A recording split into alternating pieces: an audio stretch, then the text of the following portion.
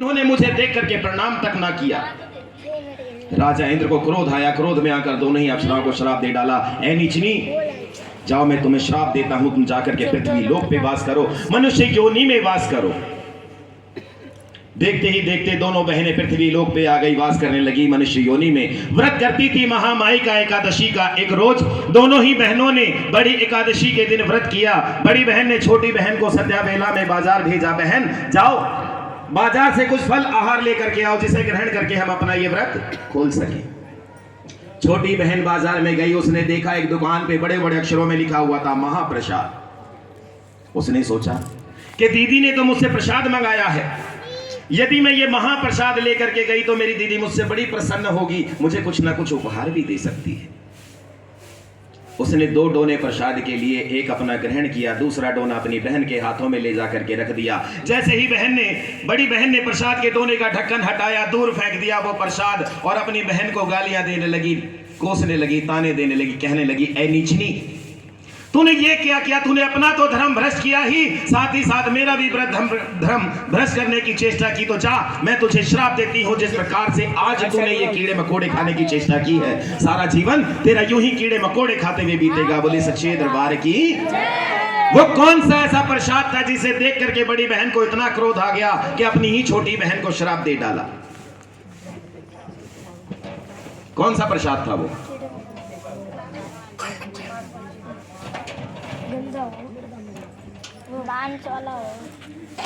कितने जागरण हो चुके? 10। तो मेरे ख्याल से 8-10 बार आप लोग कथा सुन चुके हो, नींदों में सुनी है। चलिए आज नींद नहीं आएगी, आज कृपा है माता रानी। आ तो नहीं रही ना किसी को? नहीं। चावल वाला कौन था? चावल वाला हाथ उठाओ।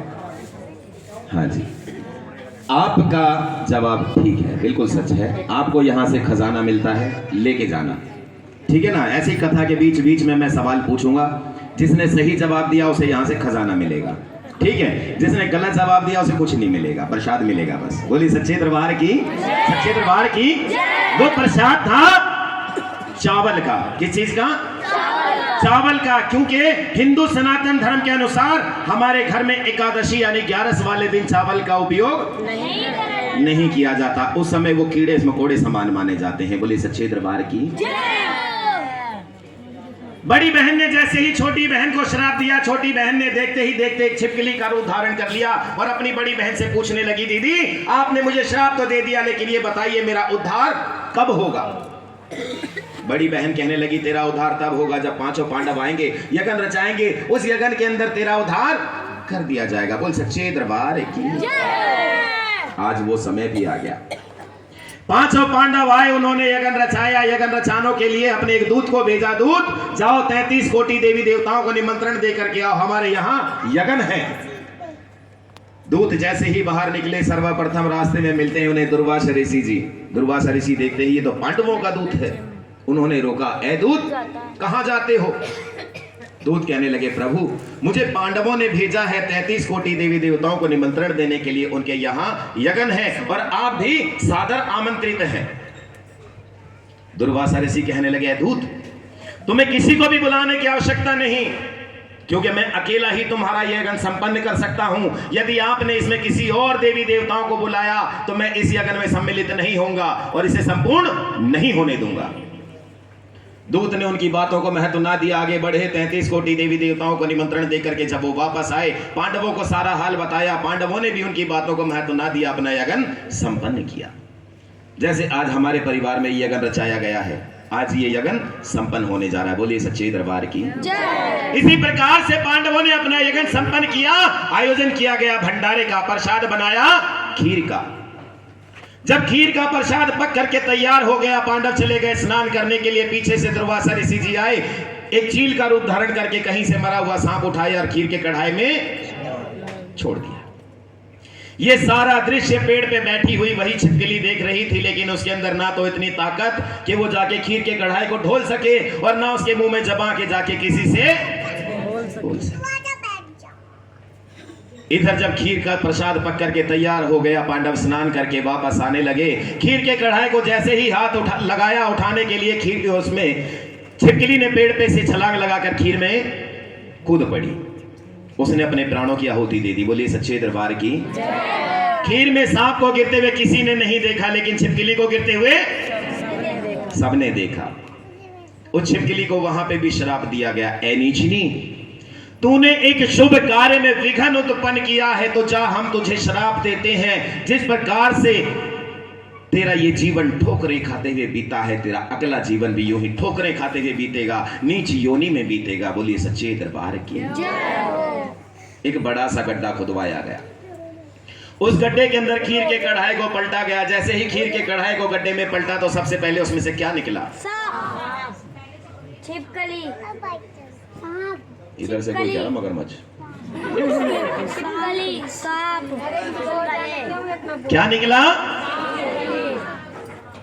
नहीं, एक बार ताली बजा दो जोरदार मेरे लिए, सही जवाब दूंगा भाई। जैसे ही खीर के कढ़ाई को गड्ढे में पलटा, सबसे पहले उसके अंदर से निकली खीर। खीर का कढ़ाया था, पहले पलटोगे तो खीर ही निकलेगी ना। फिर निकली छिपकली, सबसे लास्ट में निकला मरा हुआ। बोलिए सच्चे दरबार की। जैसे ही सांप को देखा, पांडवों ने ध्यान लगाया, ध्यान में सारी बातें आ गई कि इस छिपकली ने तो खीर में कूद करके अपने प्राण त्याग दिए, हमारे प्राण बचाने के लिए हमने व्यर्थ ही से श्राप दे डाला। लेकिन जिस प्रकार से कमान से निकला हुआ तीर वापस नहीं आ सकता, उसी प्रकार से हमारा दिया हुआ श्राप तो वापस नहीं आ सकता। लेकिन जा, हम तुम्हें एक वरदान देते हैं, तेरा अगला जन्म राजघराने में होगा, राजाओं के यहाँ होगा। बोलिए सच्चे दरबार की। कुछ समय बीता कि राजा स्पर्श के घर एक बड़ी ही सुंदर सी कन्या ने जन्म लिया। पंडित जी को बुलाया, पंडित जी बताइए मेरी बेटी का भाग्य क्या कहता है? पंडित जी कहने लगे, राजन ये बेटी आपकी बड़ी ही भाग्यशाली है, बड़ी गुणवान बेटी है, ये तारों की छांव में होने के कारण इसका नाम हम तारामती रखते हैं। कुछ समय और बीता, फिर राजा स्पर्श के घर एक और सुंदर सी बेटी ने जन्म लिया। फिर पंडित जी को बुलाया गया, पंडित जी से पूछा, पंडित जी बताइए मेरी इस बेटी का भाग्य क्या कहता है? पंडित जी कहने लगे, राजन ये आपकी छोटी बेटी आपके कुल को कलंकित कर देगी, आपके नाम को मिट्टी में मिला देगी, नष्ट कर देगी आपके राजपाट को। यदि आप इससे बचना चाहते हैं तो इसका वध कर दीजिए। राजा कहने लगे, पंडित जी मैं क्षत्रिय राजा हूं, और क्षत्रिय राजा होने के कारण किसी निर्दोष कन्या का वध, इतना बड़ा अपराध मैं नहीं कर सकता, आप मुझे कोई और उपाय बताइए। तो पंडित जी कहने लगे, ठीक है राजन, यदि आप ये नहीं कर सकते तो एक कार्य कीजिए, एक चंदन की लकड़ी का बक्सा बनाइए, उसके अंदर इस कन्या को लेटाइए, ऊपर सोना चांदी जेवरात रख करके जल में विसर्जन कर दीजिए। इससे जिस भी किसी मनुष्य को ये कन्या मिलेगी, बड़े आराम से उसका पालन पोषण कर सकता है। बोले सच्चे दरबार की। राजा ने ऐसा ही किया, चंदन की लकड़ी का बक्सा बनाया, उसके अंदर कन्या को लेटाया, ऊपर सोना चांदी जेवरात रख करके जल में विसर्जन कर दिया गया। जिस नदी में उस कन्या का विसर्जन किया गया था, कौन सी नदी थी वो? जमुना।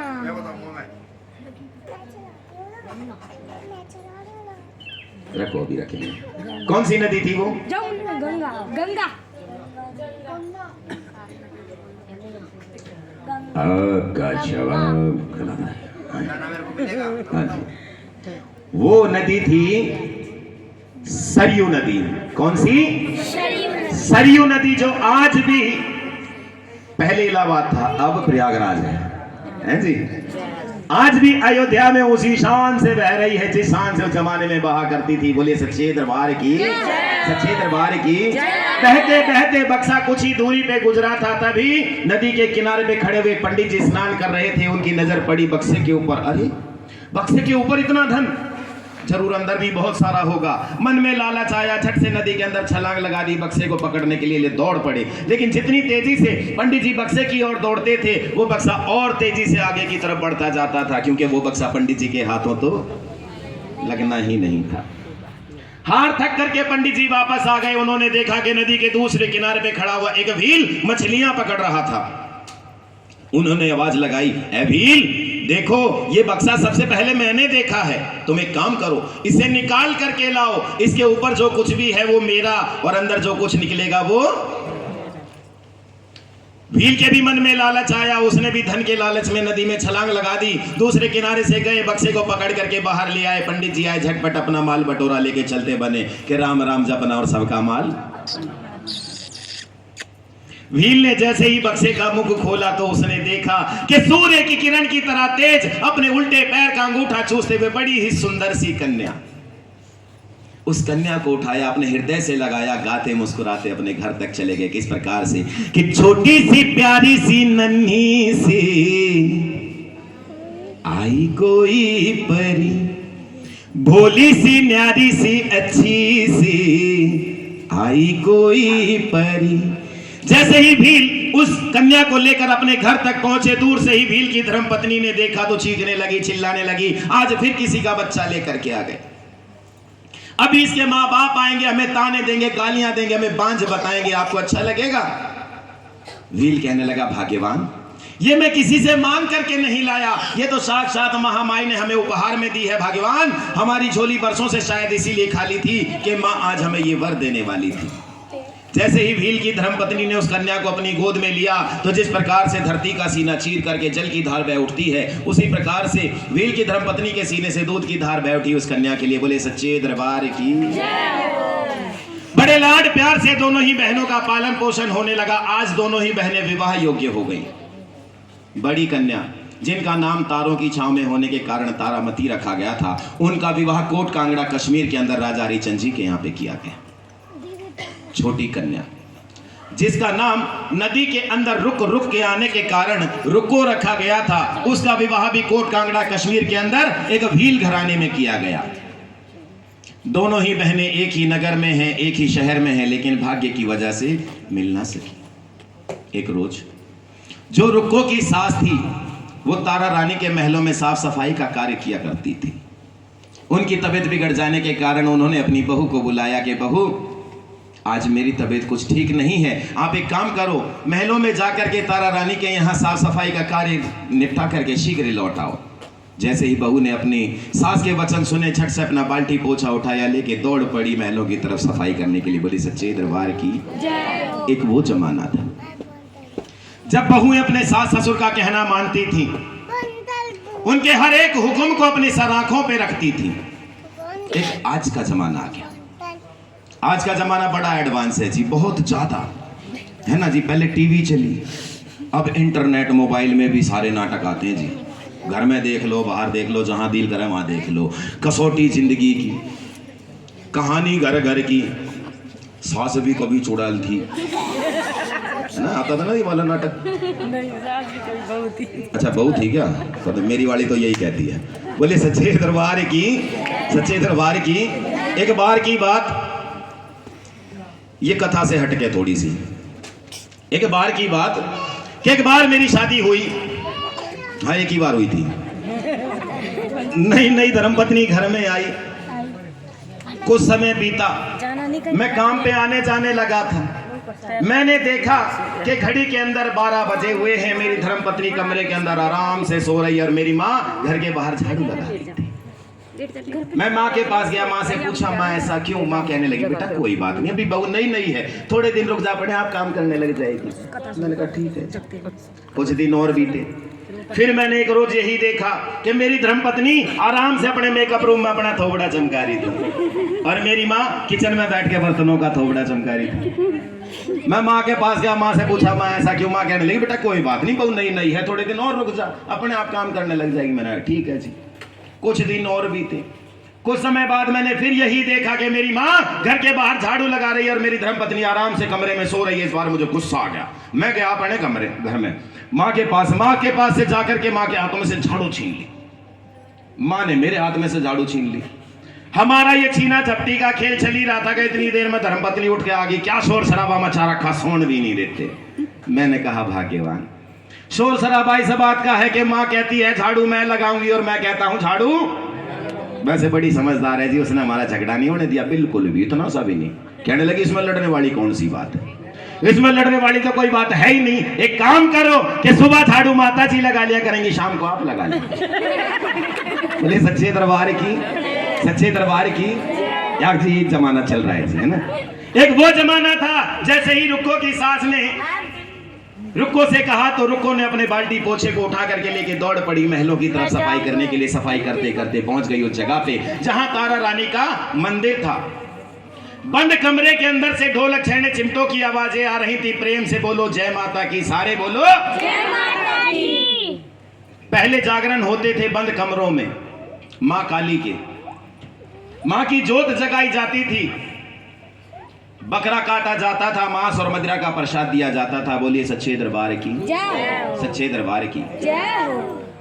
भजन गुप्त कमरे के अंदर होते थे। रुको पहुंच गई, वहीं पे भजनों की झनकार सुनते सुनते उससे रहा ना गया, जाकर के दरवाजे पे कान लगा करके भजनों को सुनने लगी और सुनते सुनते वहीं पे मंत्र ध्यान हो गई, वो सो गई।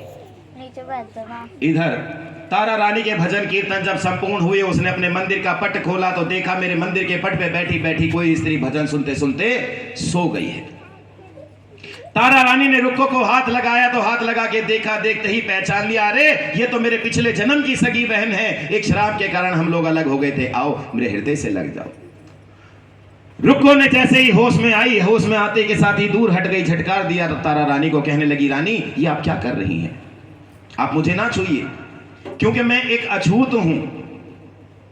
यदि आपको किसी ने मेरे साथ इस प्रकार से देख लिया तो बिरादरी से बाहर कर देंगे, आप ऐसा ना कीजिए।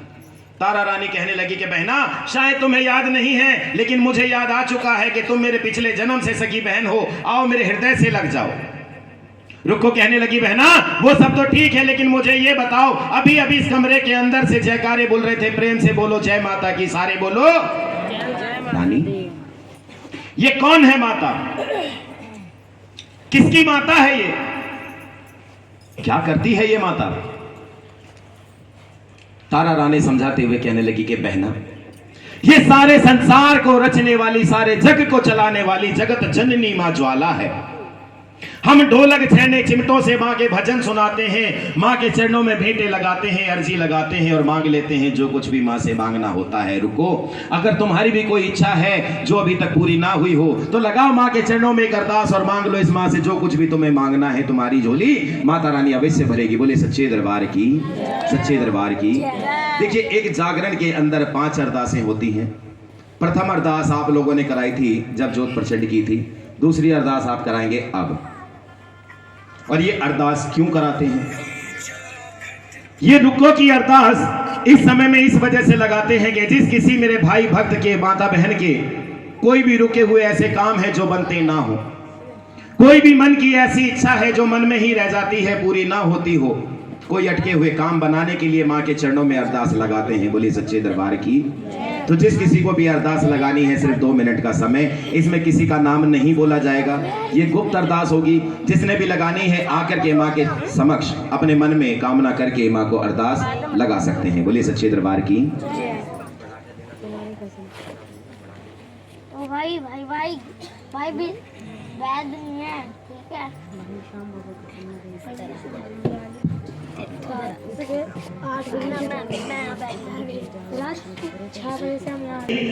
तारा रानी ने रुक्को से कहा, रुक्को ने झट से अपनी झोली से 1.25 रुपया निकाला, मां के चरणों में अरदास लगाई कि हे मां, तू सचमुच संसार को चलाने वाली है, सचमुच जग को पालने वाली है, तो ये ले मेरी अरदास स्वीकार कर। मेरी झोली बरसों से खाली है, इसे के लाल से भर, मैं तेरे नाम की जोत अपने घर में जगाऊंगी।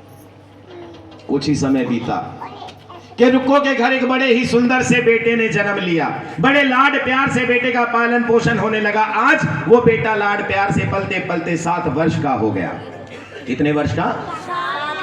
7 वर्ष का होने के बाद जो मां से किया हुआ वादा था पूरा ना होने पर उस बेटे को मोटे मोटे चेचक के दाने निकल आए, जिसे हमारे पुराने बुजुर्ग लोग कहते हैं माता निकल आई, और आजकल की यंग जनरेशन कहती है चिकन पॉक्स।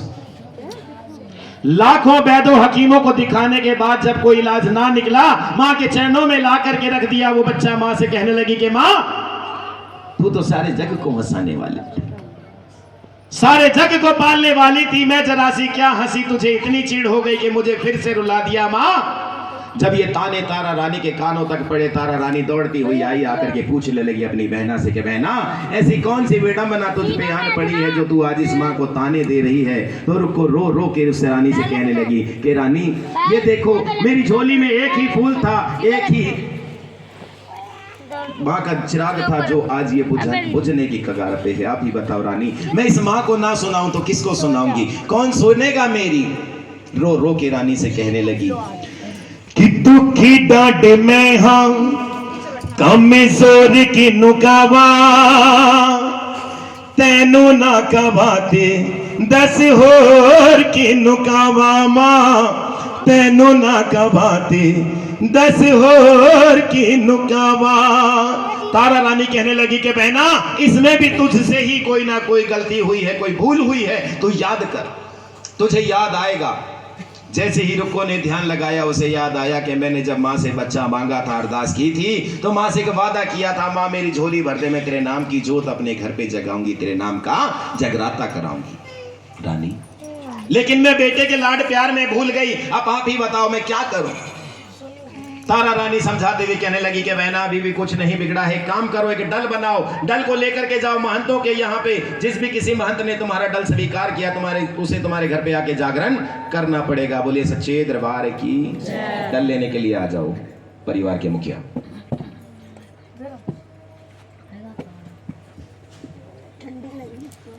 छोड़ी थी दल पे। हाँ जी बताइए। दल पे दल पे दल पे दल पे दल पे दल पे छोड़ेंगे।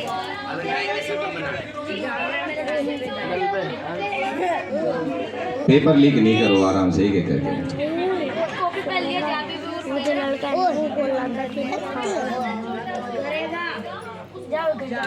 हाँ क्या बोल रहे थे, इसको फाड़ दो।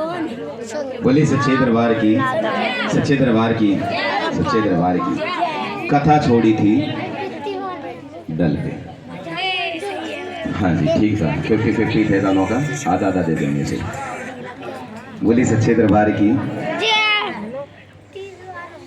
जैसे ही तारा रानी ने रुको से कहा कि रुको जाओ, एक दल बनाओ और महंतों के यहाँ पे ले जाओ, जिस भी महंत ने तुम्हारा दल स्वीकार किया उसे तुम्हारे घर पे आके जागरण करना पड़ेगा।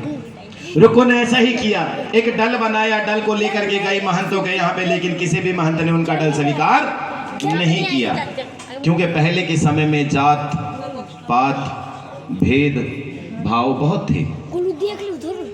तो जब भी कभी महंत दल स्वीकार करते थे तो वो देख लेते थे किसके घर मुझे जाना है, किसके घर नहीं जाना है। अब तो आसान हो गया, किसी को भी पकड़ा तो झांकी वाले को ले, भाई झांकी वाले ये दल पकड़, मेरा जागरण कर दिया, हो गया जी।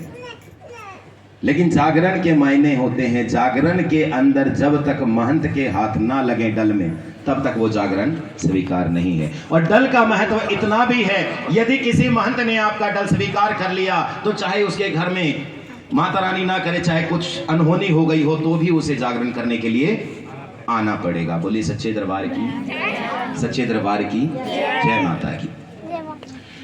रुको ने ऐसा ही किया, दल बना करके लेके गई महंतों के यहाँ पे, लेकिन किसी भी महंत ने उनका दल स्वीकार नहीं किया। कहने लगे कि रुको तू एक अछूत है, हम तेरा दल स्वीकार नहीं कर सकते, यदि हमने तेरा दल स्वीकार किया तो तेरे घर पे आकर के जागरण करना पड़ेगा और तेरे घर का बना हुआ मांस मदिरा वाला प्रसाद भी हमें ग्रहण करना पड़ेगा। और यदि ने किसी ने हमें देख लिया तो हमें बरादरी से बाहर कर देंगे, फिर कौन करवाएगा हमसे पूजा पाठ। तुम एक काम करो, तुम अपने जागरण के नाम के मुझे 5.25 रुपए दे जाओ, मैं अपने मंदिर में ही तुम्हारे नाम का जागरण कर देता हूं। लेकिन रुक्को ने प्रण लिया था जागरण अपने घर पे कराने का। बोले सच्चे दरबार की। रुक्को हार के थक करके चली गई तारा रानी के पास, झुंझला करके तारा रानी की झोली में दल रख दिया। कहने लगी रानी ये आपने कौन सा उपाय बताया, मेरा तो कोई दल भी स्वीकार नहीं करता, कैसे होगा मेरा जागरण, ये पकड़ो अपना दल। तारा रानी की झोली में जैसे ही डल आया तो तारा रानी समझाते हुए कहने लगी कि बहना शायद तुम्हें मालूम नहीं कि मैं इस महंत मंडली की प्रधान हूं, जो तुमने मुझे ये दल दे दिया है, तुम बेफिक्र होकर के जाओ, अपने घर पे जाकर जागरण की तैयारी करो, मैं सही समय पे पहुंच करके जागरण प्रारंभ कर दूंगी। बोल सच्चे दरबार की। तारा रानी गई अपने जागरण की तैयारी करने के लिए। पीछे ये सारी बातें खड़े हुए पीछे एक सेनानाई सुन रहे थे। सेनानाई की नजर बड़ी, अच्छा रुको और तारा कुछ बातें कर रही हैं, जागरण की बातें। उन्होंने जाकर के राजा के पास बैठ गए चुगली करने के लिए, धीरे धीरे उनकी शेव करने लगे। शेव करते करते अचानक उनकी शेव का झूठा पानी होठों पे छुआ दिया। राजा को गुस्सा आया, खींच के चमाट मारा, तड़ाक। पागल हो गया है नाई, मैं तो चूल्हे में लकड़ियां भी धो धो के जलाता हूं, ये मेरी शेव का झूठा पानी मुंह पे लगाता है, मेरा धर्म भ्रष्ट करना चाहता है। नाई कहने लगी राजन ये तो आप ही के होठों का झूठा पानी है जो लग गया, इससे आपका धर्म भ्रष्ट हो गया। उस समय आपका धर्म कहाँ जाएगा? जब महलों की रानी तारा भीलों के यहाँ जाएगी, उनके घर का बना हुआ पकवान खाएगी, तब आपका धर्म कहाँ जाएगा? तब आपका भ्रष्ट नहीं होगा धर्म। राजा कहने लगे, नाई तू क्या बातें कर रहा है? तुझे ध्यान भी है? यदि तेरी बातें सत्य हुई तो तेरी गर्दन काट दी जाएगी। राजा कहने लगे, राजन, नाई कहने लगा, राजन यदि मेरी बातें सत्य हो तो इसकी सजा रानी को मिलनी चाहिए। राजा कहने लगे, ठीक है, बता मुझे क्या करना पड़ेगा? तो नाई कहने लगा, राजन अपना हाथ दिखाइए। राजा ने जैसा ही हाथ आगे किया, नाई ने अपनी झोली से उस तरह निकाला, उनकी उंगली को चीर दिया, नमक लगाया और पट्टी बांध दी। राजा कहने लगे, नाई तू पागल हो गया है? एक तो मेरी उंगली को चीर दिया, ऊपर से नमक लगा रहा है, क्या चाहता है तू?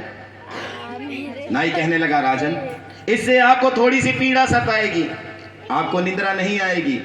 जब आपको निंद्रा नहीं आएगी तो महलों की रानी तारा के यहाँ जाएगी तो उसकी चोरी पकड़ी जाएगी। राजा कहने लगे, ठीक है। राजा कराते हुए में अपने घर तक चले गए। मर गया रानी बचा लो रानी, मर गया रानी बचा लो रानी। जब तारा रानी ने राजा के कराने की आवाजें सुनी तो उनसे पूछ बैठी कि राजा ऐसी कौन सी पीड़ा तुम्हें सता रही है जो आज आप इतना करा रहे, इतने दर्द में दिखते हैं, क्या बात है? राजा कहने लगे, रानी मैं बगिया से होते हुए आ रहा था, बड़े सुंदर सुंदर फूल लगे थे, लेकिन उनके बीच में लगे हुए कांटे ने मेरी उंगली को चीर दिया, बड़ी पीड़ा हो रही है रानी, क्या करूं? कुछ करो रानी। रानी कहने लगी, राजन एक काम करो, मेरी पट का सराना लगाओ, लेट जाओ, मैं धीरे धीरे आपका सर दबा देती हूँ, आपको नींद आ जाएगी। राजा ने ऐसे ही किया, पट का सिराना लगाया, लेट गए। रानी धीरे धीरे उनका सर दबाने लगी, लेकिन उनको नींद नहीं आई। समय हो चुका था जागरण का। अब माता रानी से पुकार कर रही है, हे माँ मैं तो बीच दुविधा में फंस गई, बीच मझधार में फंस गई हूँ, हे माँ कुछ ऐसा करो कि मेरा बेड़ा पार हो जाए। दोनों हाथ बिल्कुल सीधे उठा करके, बिल्कुल सीधे, जो महामाई के भरोसे बैठे हैं, माँ से एक बार दोनों हाथों की ताली बजा के कह दो, माँ कि पार करो मेरा बेड़ा भवानी, वो पार करो मेरा बेड़ा भवानी, छाया घोर अंधेरा भवानी, छाया घोर, पार करो मेरा बेड़ा भवानी। जैसे ही महामाई का जयकारा लगाया, बोल ज्वाला मैया की, एक ठंडी हवा का झोंका राजा जी को छू करके गुजरा। राजा को मीठी मीठी नींद आ गई, राजा सो गए। राजा को सोते हुए देख रानी ने झट से अपनी साड़ी का पल्लू उठाया, खिड़की पे बांधा, खिड़की के पे उस साड़ी के पल्लू को पकड़ के नीचे उतरी और जंगल के रास्ते से होते हुए पहुंच गई वहां जहां जागरण करना था। बोल सच्चे दरबार की। पीछे राजा जी की आंखें खुली, उन्होंने देखा कि महल के अंदर कहीं भी रानी नहीं नजर आ रही है। उन्हें संदेह हो गया, रानी जरूर मुझे धोखा दे करके गई है। पूरे महल में ढूंढने लगे लेकिन कहीं नजर ना आई। अचानक नजर पड़ी उस साड़ी के पल्लू पे। राजा ने भी साड़ी के पल्लू को पकड़ा और नीचे उतर गए। पैरों के निशान देखते देखते पहुंच गए उसी जगह जहां रानी जागरण कर रही थी। बोले सच्चे दरबार की। जैसे कि मैंने पहले भी बताया था, पहले जागरण होते थे बंद कमरों में, कहीं से भी कुछ भी झांकने की जगह नहीं थी। राजा घूमते रहे, देखते रहे, घूमते रहे, देखते रहे। अचानक उन्हें गुस्सा या क्रोध में झुंझला उठे। झुंझला करके अपनी तलवार दरवाजे में दे मारी। एक सुराग हो गया। सुराग से झांक करके देख रहे हैं अंदर क्या हो रहा है। जैसे ही राजा ने अंदर झांका तो रानी अपनी झोली भरवा रही थी मांस और मदिरा के प्रसाद से। कौन से प्रसाद से? राजा क्रोधित हो गए, दरवाजे पे खड़े हो गए। रानी अब तो मैं तुझे अपने घर कतई नहीं लेके जाऊंगा, बिल्कुल नहीं लेके जाऊंगा, क्योंकि तूने मेरा धर्म भ्रष्ट कर दिया। रानी इधर आप लोग खड़े हो जाइए जोड़े से जिन्होंने पूजन कराया था।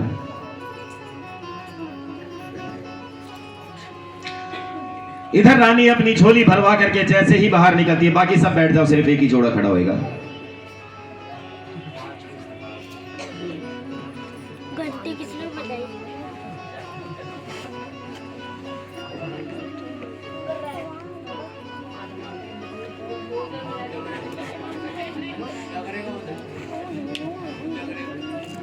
रुक जा, दिखा तेरी झोली में क्या है।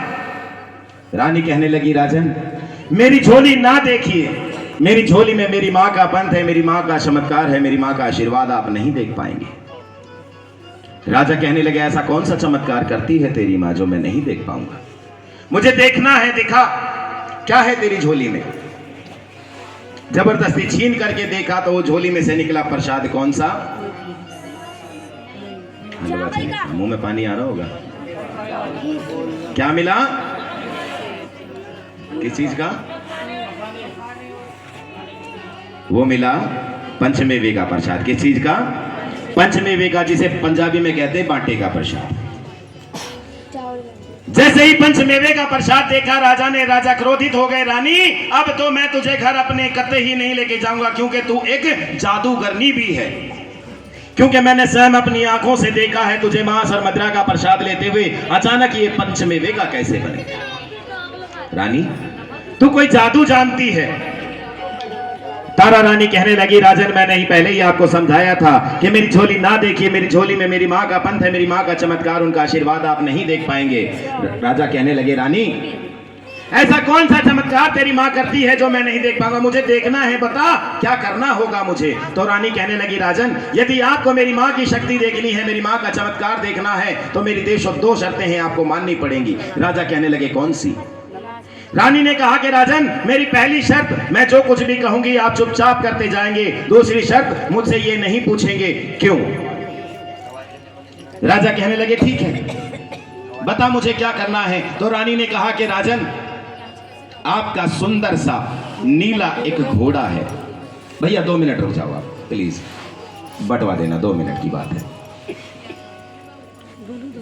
कि राजन आपका सुंदर सा नीला एक घोड़ा है, इसका हवन कीजिए, छोटे छोटे टुकड़े कीजिए, इसका प्रसाद बनाइए।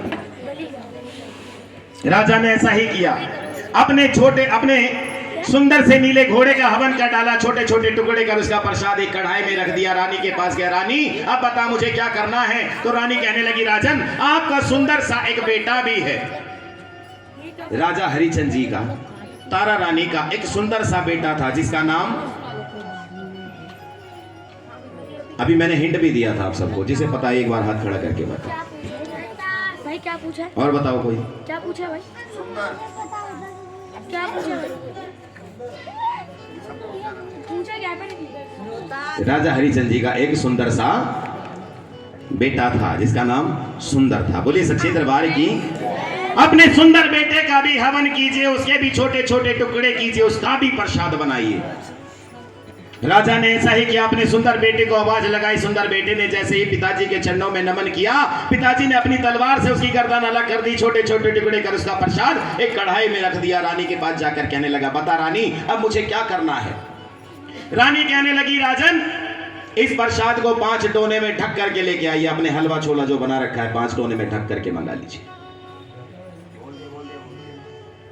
राजा ने ऐसा ही किया, 5 डोने ढक करके एक थाली में सजा करके लेकर के आया, रानी के समक्ष आकर के बैठ गया। बता रानी मुझे क्या करना है। रानी कहने लगी, राजन ये पहला डोना मेरी माँ का, दूसरा डोना मेरा और ये तीसरा डोना आपका, ग्रहण कीजिए। जैसे ही राजा ने अपने प्रसाद के डोने का ढक्कन हटाया, पहला निवाला उठा करके खाने चले थे, तो अचानक उन्होंने देखा कि जिस प्रसाद को वो खाने जा रहे हैं उस प्रसाद के अंदर उनके सुंदर बेटे की कन्नी उंगली, उस उंगली को देख करके राजा की आंखों में आंसू आ गए। राजा रोने लगे। राजा को रोते हुए देख रानी से रहा ना गया। रानी पूछ बैठी, राजन ये तेरे नैना क्यों भर आए, तेरे नैना क्यों भर आए, राजा जी तेरे नैना क्यों भर आए। राजा कहने लगे कि रानी तू मां नहीं, तू टाइम है। तूने मेरे कुल का चिराग मेरे हाथों से बुझवा दिया, मुझे रोने भी नहीं देती, कहती है कि तेरे नैना क्यों भर आए। तो सुन, राजा रो रो के रानी से कहने लगे, नी तारा मोहे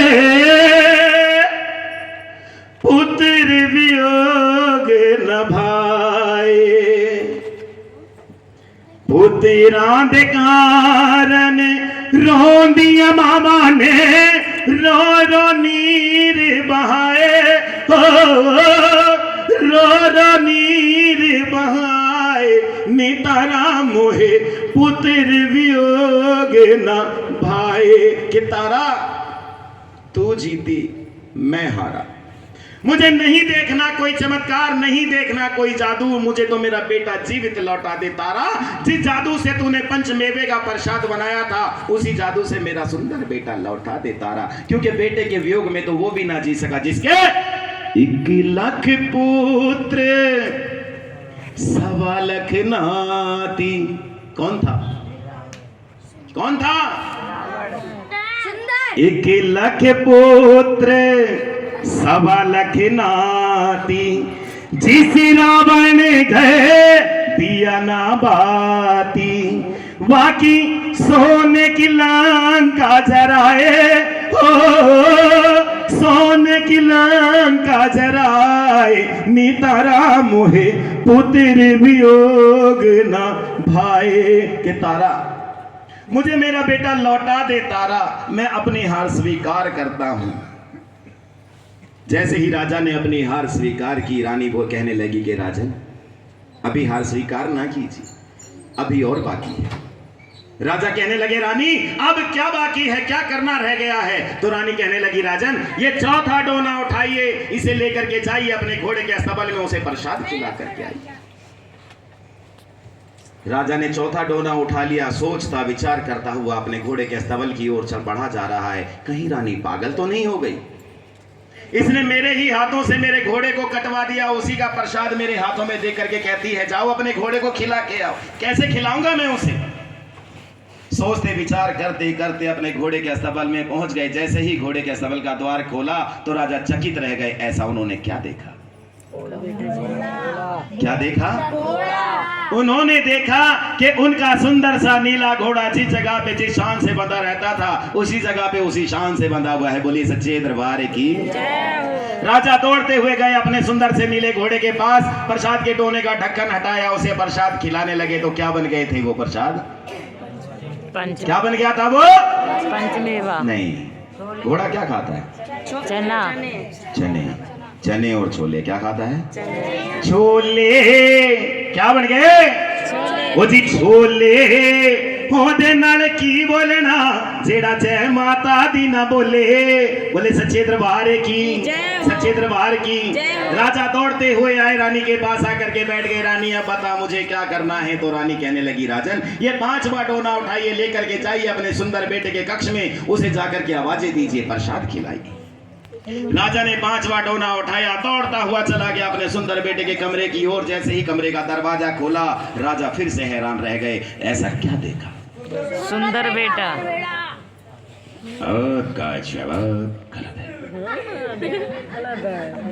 राजा ने देखा कि जिस कमरे के अंदर उनके सुंदर बेटे की हंसी ठाकों की गूंज गूंजा करती थी, किलकारियां गूंजा करती थी, वो कमरा एकदम शून्य, घोर सन्नाटा। वो सन्नाटा राजा को काटने के लिए दौड़ता था, लेकिन राजा ने हिम्मत की, पहला कदम अंदर रखा, एक आवाज लगाई बेटा सुंदर। कोई नहीं बोला। राजा ने थोड़ी और हिम्मत की, एक और कदम अंदर रखा, एक और आवाज लगाई बेटा सुंदर। फिर कोई नहीं बोला। राजा निराश होकर के वापस लौटने लगे। अचानक उनके मन में ख्याल आया कि मैं 2 आवाजें तो लगा चुका हूं, क्यों ना चलते चलते एक आवाज। जैसे ही तीसरी आवाज लगाई बेटा सुंदर। जी पिताजी। दौड़ता हुआ सुंदर बेटा आया, अपने पिताजी के हृदय से लग गया। बोलिए सच्चे दरबार की, सच्चे दरबार की। पिताजी ने बड़े प्रेम से अपने बेटे को गोद में बिठाया और प्रसाद के डोने का ढक्कन हटाया, प्रसाद खिलाया। तो क्या बन गया था इस बार? क्या बन गया? क्या बना? हलवा। क्या बन गया? ओ जी हलवा। ओ जय माता दी बोल भगता, जेड़ा देखना दाती दा जलवा। बोल सच्चे दरबार की, सच्चे दरबार की, सच्चे दरबार की। जयकारा शेरा वाली का। राजा ने प्रसन्न होकर के अपने बेटे को गोद में उठाया, तारा रानी के साथ जाकर के महामाई के चरणों में लीन हो गया। कहने लगा हे माँ, जिस प्रकार से तूने आज मेरी बुद्धि को स्थिर किया है, उसी प्रकार से सारे संसार की बुद्धि को स्थिर करती रहना। बोलिए सच्चे दरबार की, सच्चे दरबार की। आएगा जिस प्रकार से तारा रानी और राजा हरिश्चंद्र जी पे माता रानी ने कृपा की, माता रानी हम सब के परिवार पे यूं ही कृपा करती रहे। इसी मनोकामना के साथ आज का ये जागरण यहीं संपूर्ण होता है। सभी भक्तों को जय माता। अगर कथा अच्छी लगे तो अपने तालियों से, अपने आशीर्वाद से, और अगर आपको कथा अच्छी ना लगी हो तो मैं क्षमा भी चाहूंगा। बोलिए सच्चे दरबार की, सच्चे दरबार की। क्योंकि देखिए कथा एक ही है, सुनने में